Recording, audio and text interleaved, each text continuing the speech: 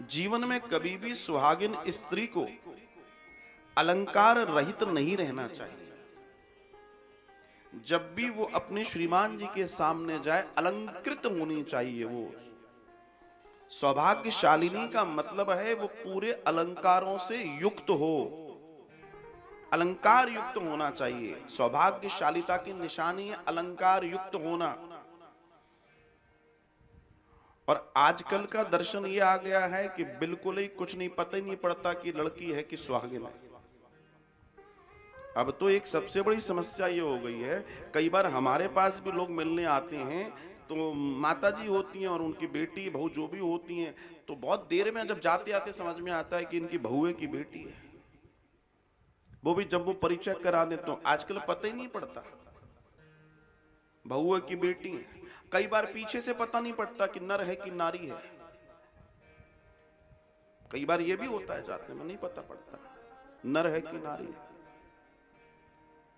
कहने का तात्पर्य यह है कि आपका जो तेज है, जो आपका ओज है, वो आपका श्रृंगार है। आपकी जो सौभाग्यता है, आपका जो श्रृंगार है, वो आपका सौभाग्य, आपका तेज बढ़ाता है। किसके लिए कहा गया कि जो सौभाग्यशालिनी बच्चियां हैं, मतलब जो माताएं हैं, जो विवाहिताएं हैं, उन्होंने स्पष्ट लिख दिया है कि जीवन में सब हो जाए लेकिन अलंकार रहित नहीं रहना चाहिए।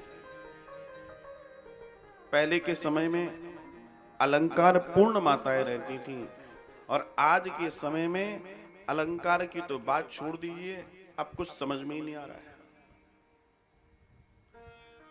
पहले मांग होती थी तो ये दर्शन था कि जबकि सीता जी वाली चर्चा में जाए तो उन्होंने कहा मांग का ये सिरा और ये सिरा, मतलब आगे का सिरा और पीछे का सिरा, दो सिरे हैं। बोला इसमें इसका दर्शन ये बताया गया है कि जितना बड़ा होगा अगला सिरा बेटे की उम्र और यश वृद्धि के लिए होता है, पिछला सिरा पति की यश वृद्धि के लिए होता है। अब आजकल कोई चाहता नहीं है कि यश वृद्धि, अब तो टिक्की से लग जाती है।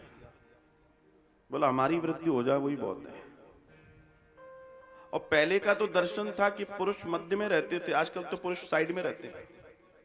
पुरुष को भी सरका दिया, बोला तुम सर को साइड में, तुम बीच में शोभा युक्त नहीं हो। हाँ आजकल थोड़ा बहुत, और थोड़ा बहुत लगा लिया, बोले बहुत है कि हम थोड़े बहुत ही पति हो, तुम ज्यादा नहीं हो। हाँ,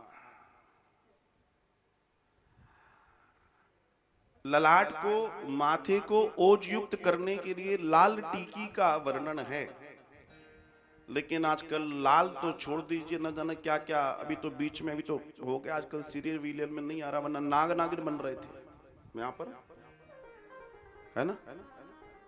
हाँ, कर्ण छेदन संस्कार की चर्चा है, हाथों में चूड़ी की चर्चा है। ये सब चर्चाएं क्यों हैं? इसके पीछे का कारण है स्त्री का जो शरीर है वो पुरुष से कई ज्यादा गुना ऊर्जावान कहा गया है। लेकिन जब ऊर्जा होगी तो उसके निकास की जगह भी बहुत सी, तो छिद्र बनाए गए, छेद दिया गया जिससे ऊर्जा बैंड हो जाए। जैसे कान पुरुष के भी छेदे जाते थे पहले, केश पुरुषों के भी पहले बड़े होते थे, ऐसा नहीं है कि सिर्फ स्त्रियों के ही थे। नाक, गला, ये ऊर्जा के बंधन है। यहां ऊर्जा, अगर ये यहां कोई धातु आ जाए तो ऊर्जा संग्रहित रहेगी। कमर, करधनी, पैरों की उंगलियां, वहां पाजेब और बिछुआ, चूड़ियां, अंगूठियां, ये सब ऊर्जा को बांधने के लिए। 8 तरह की ऊर्जा को बांधा जाता है इनसे। लेकिन ऊर्जा का बंधन खत्म हो गया, इसलिए सब जगह ऊर्जा हो रही है।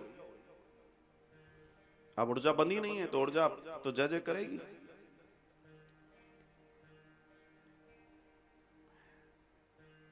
देवी भागवत महापुराण में तो दर्शन आता है कि स्त्री जीवन में अपने केशों का कर्तन न करे, केश न कटवाए भूल के भी।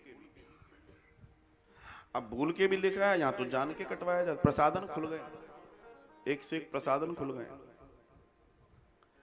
और इसके पीछे का दर्शन क्या है? पीछे का दर्शन है कि जब हम अपने जीवन में अपने स्वरूप की ओर ज्यादा ध्यान देंगे तो हमारा अंदर के विकार भंग होंगे।